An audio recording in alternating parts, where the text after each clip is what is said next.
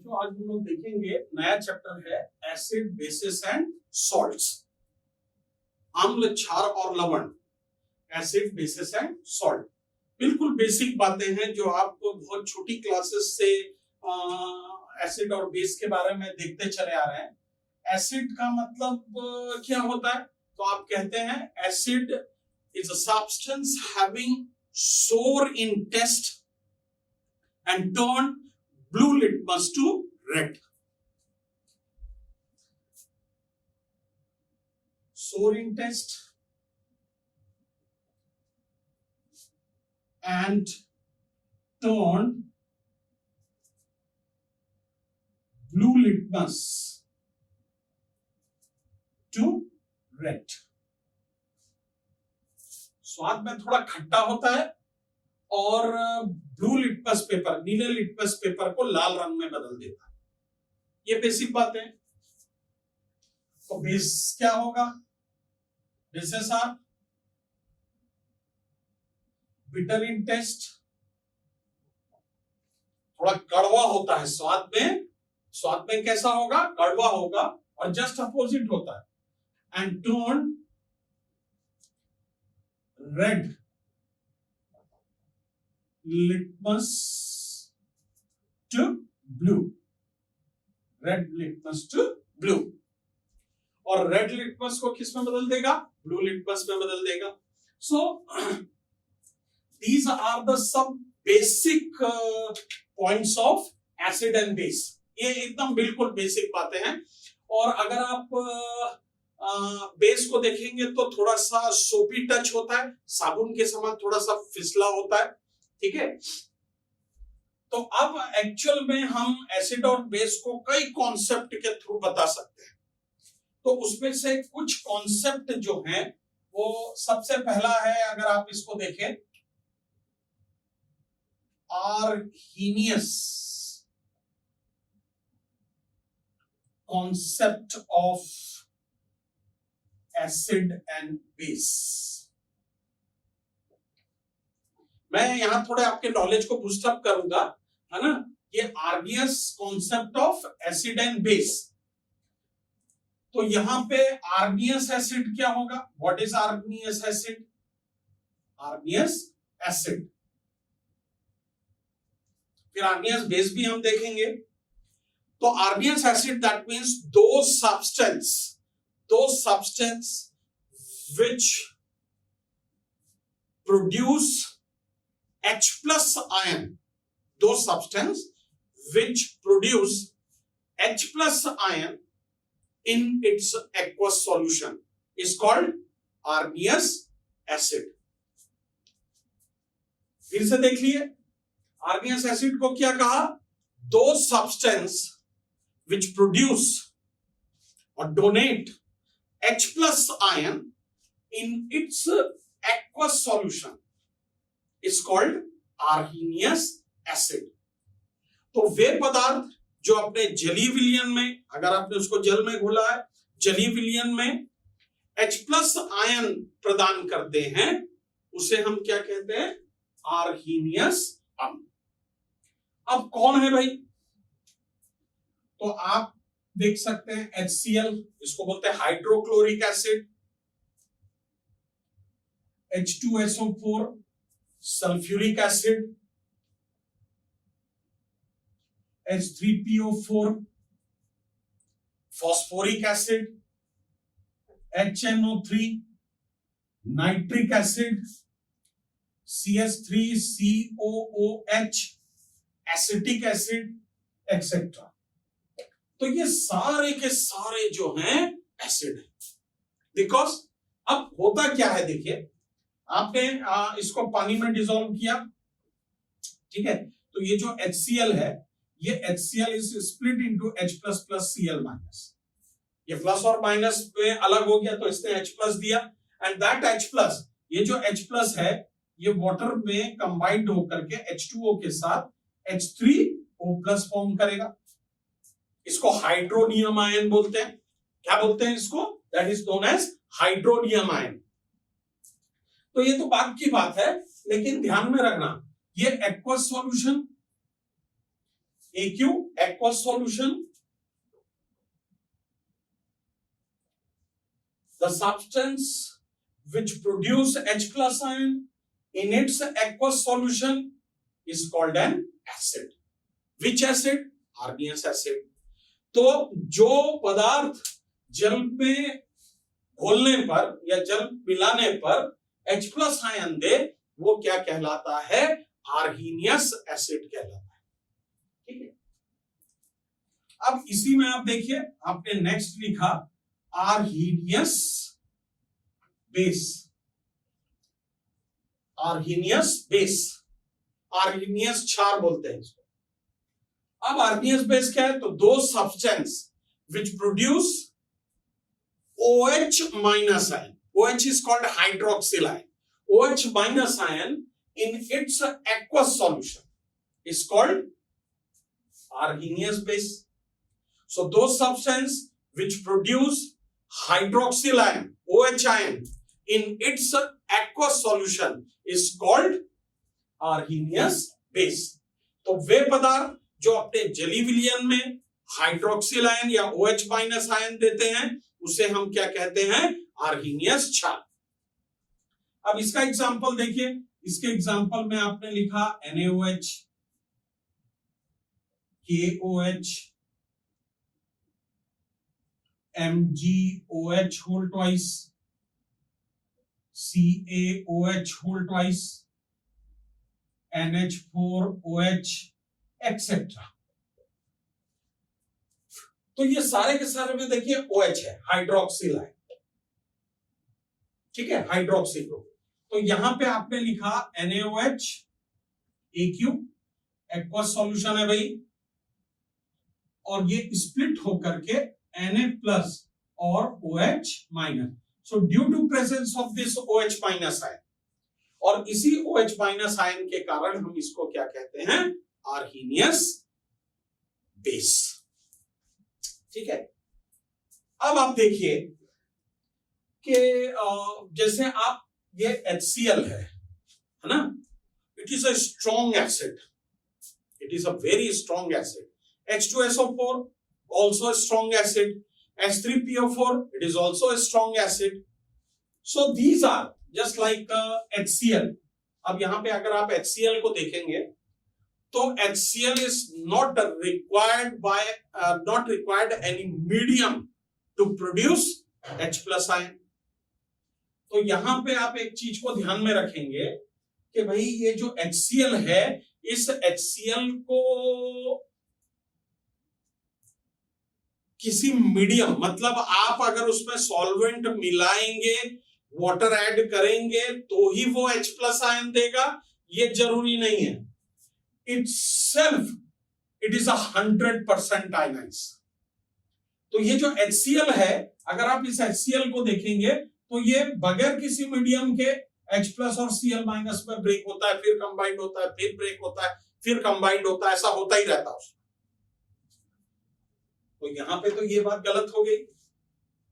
ठीक है, और दूसरी चीज यहां पे ये आपने क्या कहा आर्हीनियस बेस को, कि those substance which provide OH minus ion in its aqueous solution is called Arrhenius base. तो जो OH देगा वही क्या होगा? बेस होगा। लेकिन आप यहां पे देखिए, हम लोग ये कहते हैं, एक सिंपल सा एग्जांपल लेके बता रहा हूं आपको, अमोनिया। NH3 को हम लोग क्या कहते हैं? अमोनिया। अमोनिया हो गया, अमीन्स हो गए, अमीन्स तो बात की बात है, बस सिर्फ आप अमोनिया को देखिए। Ammonia is basic in nature. Ammonia जो है वो क्षारीय प्रकृति का होता है, बेस होता है, ये क्षार है। लेकिन अब आप ये देखिए कि इस NH3 में तो कहीं पर भी क्या है? ऑक्सीजन नहीं है, और अगर ऑक्सीजन नहीं है तो ये हाइड्रोक्सिल आयन कहां से देगा? और अगर हाइड्रोक्सिल आयन नहीं दिया तो बेस नहीं होगा। But it's character is just like a base because it sour in taste and turn red litmus to blue. क्योंकि ये अमोनिया जो है ये थोड़ा सा कड़वा होता है, और रेड लिटमस जो लाल लिटमस होता है उसको नीले में बदल देता है। तो भाई इसका तो कैरेक्टर क्या हो गया, जस्ट लाइक अ बेस, और ये बेस कहलाता है।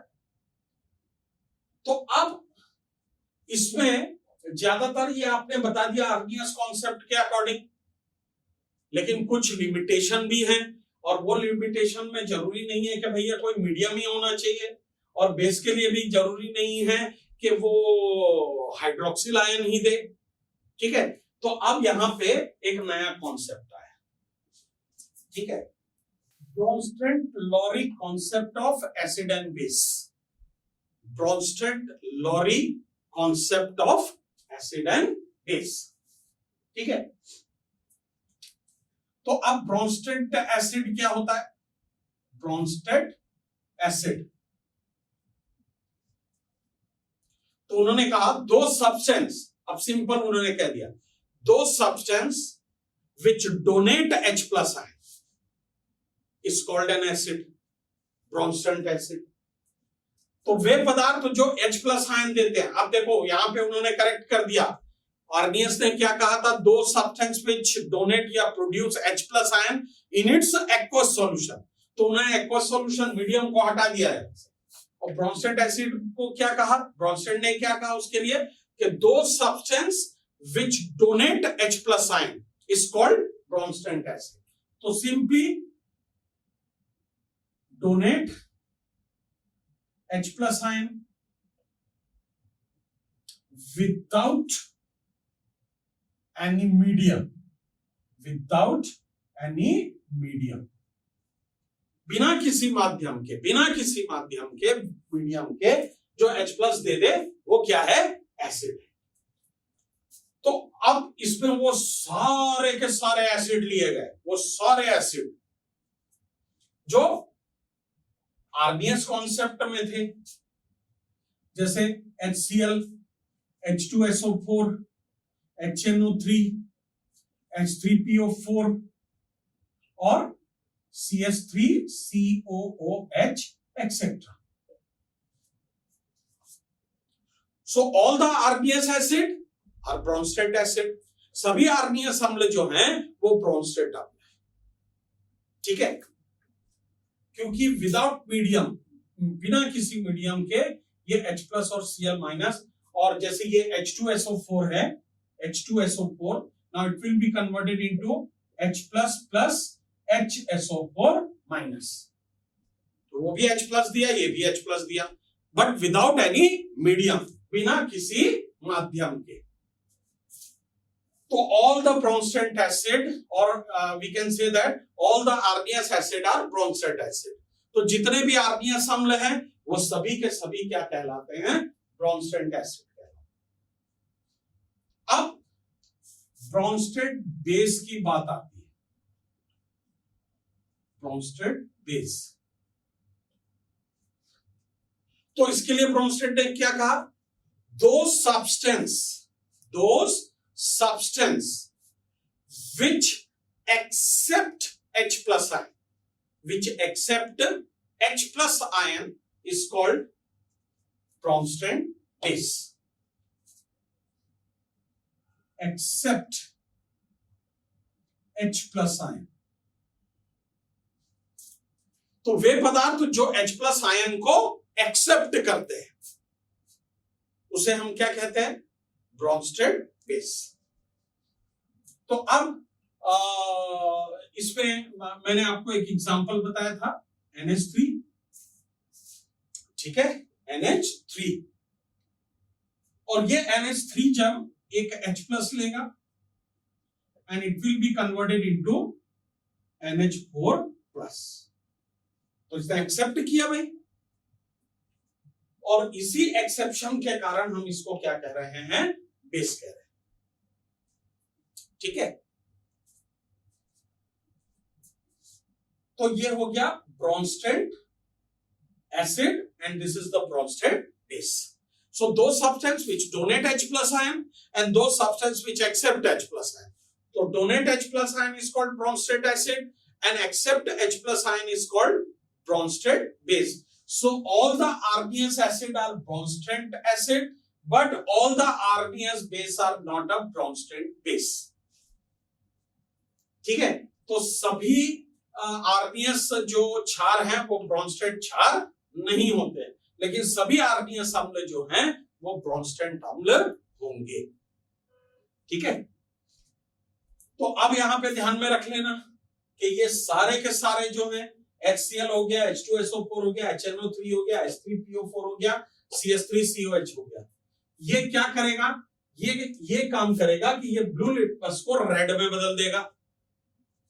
और आपने ये भी देखा कि ये जो NaOH है, KOH है, MgOH होल ट्वाइस है, CaOH होल ट्वाइस है, ये सारे के सारे क्या करेंगे, ये सारे के सारे जो हैं ये रेड लिटमस को ब्लू लिटमस में बदल देंगे। अब हम लोग नेक्स्ट देखेंगे acid and base, acid and base in laboratory. अब आपको लेबोरेटरी में कोई सब्सटेंस दे दिया है ना, और आपको ये पता करना है कि भाई वो सब्सटेंस जो है वो एसिड है कि बेस है। तो इसको पता करने के लिए सबसे पहले तो आप ब्लू लिटमस ले लेंगे, ब्लू लिटमस, इसके साथ रेड लिटमस, ठीक है, और एक केमिकल सब्सटेंस होता है and that chemical substance is called phenolphthalein, is called phenolphthalein, and phenolphthalein is an indicator which indicate whether the component is either acidic or basic in nature, कि दिया गया जो कंपोनेंट है वो एसिड है कि बेस है, ये पता करते हैं हम। तो सबसे पहले तो हम इसकी बात कर लेते हैं ब्लू और रेड लिटमस का। तो ब्लू लिटमस अगर रेड में चेंज हो जाए, ब्लू लिटमस रेड में चेंज हो जाए तो एसिड, और रेड लिटमस जो है वो ब्लू में चेंज हो जाए so it is a base. तो आपको अब आप रखिए, यहां पे आपने रख दिया HCl, आपने रख दिया H2SO4, आपने रख दिया HNO3 और H3PO4, CS3COOH, ये सारे कंपोनेंट ले लिए। इसके बाद आपने ले लिया NaOH, KOH, CaOH whole twice, MgOH whole twice, और एक जो आपको बताया था NH3, इसको भी ले लीजिए आप, ये कंपोनेंट भी ले लिया। तो लेबोरेटरी में चेंज करना है तो एक ब्लू लिटमस का स्ट्रिप लिया, it is actually litmus paper is neutral in nature, वो उदासीन का प्रकृति का होता है। ठीक है, तो जैसे ही आप उस लिटमस पेपर को, ब्लू लिटमस को HCl में डालें तो ये रेड हो जाएगा भाई, H2SO4 भी रेड हो गया, यहां पे अभी कुछ नहीं होगा, ठीक है, ये ऑलरेडी रेड है। HNO3 रेड हो गया, H3PO4 भी रेड हो गया, और CS3COH भी रेड हो गया। ये सब सॉल्यूशन इस पर डिप कर दीजिए, आप देख लीजिए। और रेड लिटमस में इसका कोई इफेक्ट नहीं होगा, कोई आप इसके प्रभाव को नहीं देख पाएंगे। अब आप देखिए NaOH, ठीक है, NaOH, इसका ब्लू लिटमस में कोई इफेक्ट नहीं पड़ेगा, और ये रेड को किस में कन्वर्ट कर देगा, ब्लू में कन्वर्ट कर देगा। किस में कन्वर्ट कर देगा, ब्लू में कन्वर्ट कर देगा।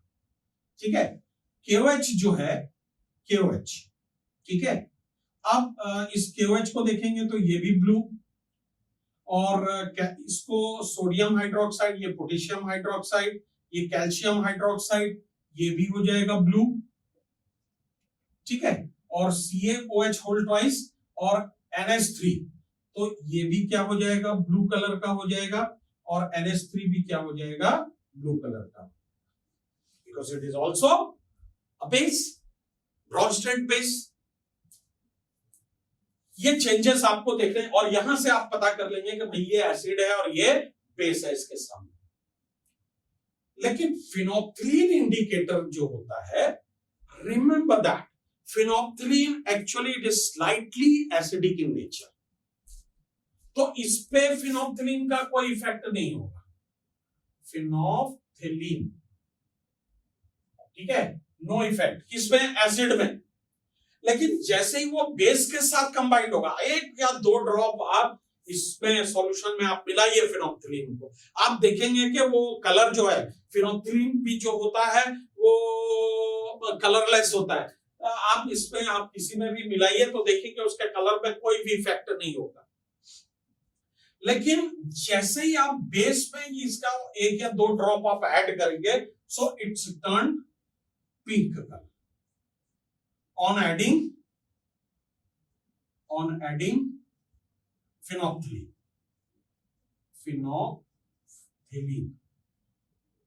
और जैसे ही आप फिनोप्थिलीन इंडिकेटर मिलाएंगे इसमें, तो ये कैसा हो जाएगा, पिंक कलर का हो जाएगा।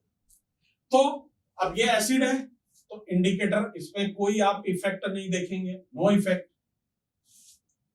लेकिन जैसे ही आप NaOH KOH मिलाएंगे, तो आप देखेंगे कि ये टर्न कैसा हो जाएगा, पिंक कलर, ये भी पिंक कलर, ये पिंक, ये पिंक और ये भी पिंक, सारे के सारे पिंक कलर के हो जाएंगे। That means phenolphthalein give pink colour with base but colourless with acid, acid के साथ कलरलेस और बेस के साथ कैसा होगा, पिंक कलर होगा। तो ये एसिड और बेस को आपने कहां यूज कर लिया, लेबोरेटरी में यूज कर लिया, और लेबोरेटरी में पता कर लिया कि भाई ये, और भी आप कोई भी सब्सटेंस ले सकते हैं। आप घर से आप थोड़ा सा सिट्रस फ्रूट लेकर के आइए, जैसे लेमन हो गया, ऑरेंज हो गया, इसके साथ साथ मिल्क लेकर के आइए, दूध थोड़ा सा लेकर के आइए, है ना, और टोमेटो जूस लेकर के आइए, ये सारे के सारे का टेस्ट करके देखिए आप इसमें, और लिटमस पेपर से तो आप घर में भी करके देख सकते हैं, ठीक है। आप घर में लिटमस पेपर लेकर के आइए और घर में इसको टेस्ट करके आइडेंटिफाई कीजिए कि ये जो है सब्सटेंस जो है ये किस नेचर के हैं, एसिडिक है के बेसिक है, ठीक है। तो नेक्स्ट बच्चों हम लोग देखेंगे how acid and base react with metal. Acid और बेस किस तरह से मेटल या धातुओं के साथ अभिक्रिया करते हैं, इसको हम लोग देखेंगे, ठीक है। तो यहां पे अब आप ध्यान में रखिए, जैसे आपने लिखा एसिड, एसिड प्लस मेटल, तो acid and metal are react together to form a salt and releases hydrogen gas, और हाइड्रोजन गैस को रिलीज करेगा। Same as some of the base is react with metal, कुछ bases भी हैं जो metal के साथ रिएक्ट करते हैं, and it's form a salt plus hydrogen gas, hydrogen gas, ठीक है। अब आप इसको इस तरह से देखिए, ये जो एसिड है ना, ये आपने कोई भी एक एसिड ले लिया HCl, और यहां पे रिएक्टिव मेटल हमने ले लिया Na ले लिया, sodium, and we know that all the metals are electropositive in nature. सारे मेटल जो होते हैं वो इलेक्ट्रोपॉजिटिव कैरेक्टर के होते हैं, मोस्ट ऑफ द, ठीक है। 99% metals are electropositive in nature. Electropositivity का मतलब होता है कि इस पे नॉर्मली कौन सा चार्ज होगा, पॉजिटिव चार्ज होगा। तो जब ये मेटल जो है it's combined with the negative part of acid, तो जो भी मेटल है वो मेटल जो है नेगेटिव पार्ट से अटैच होगा एसिड के। तो आपको पता है कि ये जब कंबाइंड होता है, स्प्लिट होंगे, आयनाइज होंगे, तो ये H प्लस और Cl माइनस आयन बनेगा। सो दैट पार्ट, ये पार्ट और ये पार्ट, ये दोनों कंबाइंड होंगे, ठीक है। तो इसमें क्या बना, NaCl and it's releases hydrogen gas, और ये क्या करेगा, हाइड्रोजन गैस को रिलीज करेगा। अब बैलेंस कर दीजिए, यहां 2 हाइड्रोजन है, यहां 2 कर दीजिए, ठीक है, तो 2 Cl हो गया तो यहां भी 2 कर दीजिए, तो सोडियम भी 2 हो गया तो यहां भी 2 कर दीजिए। ठीक है, तो NaCl sodium chloride common salt, ये कॉमन सॉल्ट बन गया भाई। अब यहां पर आप ये देखिए कि अगर मैं HNO3 ले रहा हूं, HNO3 नाइट्रिक एसिड ले रहा हूं मैं, तो नाइट्रिक एसिड के केस में Na के साथ मैंने रिएक्शन किया तो यहां से H+ निकला, तो निगेटिव पार्ट किस में होगा, निगेटिव चार्ज, और nitrate NO3 is called nitrate ion, इसको हम लोग नाइट्रेट आयन बोलते हैं।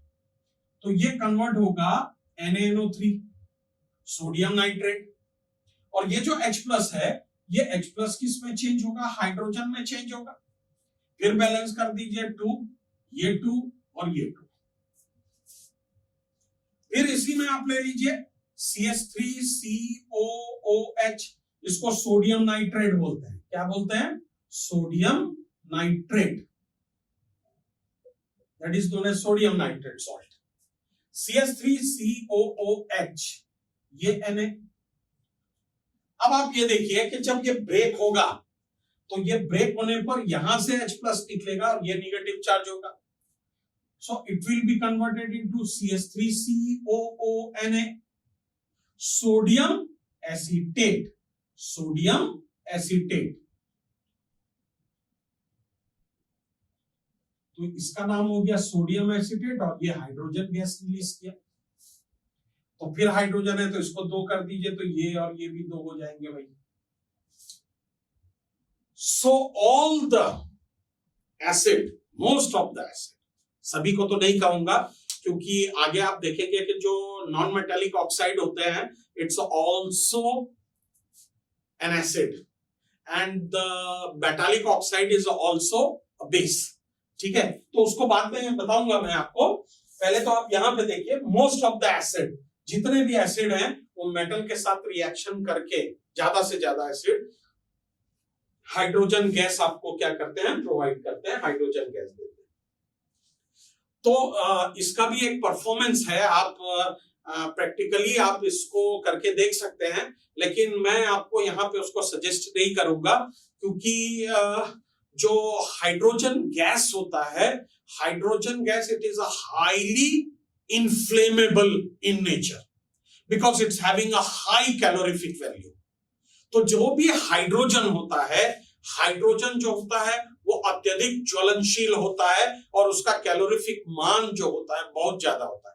आप लकड़ी में खाना बनाइए, आप एलपीजी में खाना बनाइए, तो आप देखेंगे एलपीजी में खाना जो है वो थोड़ा सा जल्दी बनता है। क्यों? क्योंकि उसका वो ज्यादा एनर्जी देगा, ज्यादा कैलोरीफिक वैल्यू होता है एज कंपेयर टू वुड। अगर लकड़ी से आप तुलना करेंगे तो उसका कैलोरी मान जो है वो ज्यादा होता है, कैलोरीफिक वैल्यू, इसीलिए वो थोड़ा जल्दी खाना बनाता है, ज्यादा एनर्जी मिलेगा। तो वैसे ही हाइड्रोजन जो है, आप देखेंगे hydrogen gas actually used as a propellant. Propellant that means it is a fuel. Propellant जो है हम फ्यूल को कहते हैं, और ये जो फ्यूल होता है ये रॉकेट इंजन में यूज किया जाता है, and that is that particular name of the engine is cryogenic engine. तो वहां पे हाइड्रोजन गैस को हम एज ए फ्यूल के रूप में, because it's provide enormous amounts of energy, क्योंकि वो आपको बहुत ज्यादा एनर्जी देता है, इसीलिए है ना आपकी बुक में ऐसा सजेस्ट किया है, लेकिन मैं आपको सजेस्ट नहीं करूंगा कि आप करके देख सकते हैं, बट अंडर गाइडेंस। आपके कोई टीचर हो या आपके कोई बड़े हो, आप उनके सामने इस एक्सपेरिमेंट को कर सकते हैं, अदरवाइज आप अकेले में कभी मत कीजिए क्योंकि ये हाईली इन्फ्लेमेबल होता है, आपको पता नहीं चलेगा कि हाइड्रोजन गैस है। जैसे आप देखिए कि जो गैस सिलेंडर है वो फट जाता है तो कितने लोगों को नुकसान पहुंचाता है, तो ये तो उससे भी ज्यादा हार्मफुल कैरेक्टर का है। ठीक है, तो ये एसिड के बारे में हो गया। अब सेम ऐसे ही एक बेस के बारे में भी देख लीजिए कि आप NaOH के साथ इसका रिएक्शन कर रहे हैं। किसके साथ रिएक्शन कर रहे हैं? NaOH के साथ, और किसका? जिंक मेटल का। तो NaOH is a base and zinc is a metal. ठीक है, सारे बेस के साथ, सारे मेटल के साथ तो नहीं, कुछ मेटल के साथ रिएक्शन होता है और इट्स फॉर्म Na2ZnO2। इसको हम लोग कहते हैं सोडियम जिंकेट। क्या बोलते हैं, sodium zincate, and releases hydrogen gas. और ये क्या रिलीज करेगा, हाइड्रोजन गैस रिलीज करेगा। तो 2 से मल्टीप्लाई कर दीजिए, Na2 हो गया, ऑक्सीजन 2 हो गया और हाइड्रोजन 2 हो गया, और जिंक देखो सिंगल है तो ये सोडियम जिंकेट, तो ये सॉल्ट हो गया और ये हाइड्रोजन गैस रिलीज हो गया। बहुत अनकॉमन है बेस पे अगर आप देखेंगे, लेकिन एसिड में जो है it is very common in acid. Okay, तो इसके आगे का मैं आपको नेक्स्ट क्लास में बताऊंगा। Okay, thank you.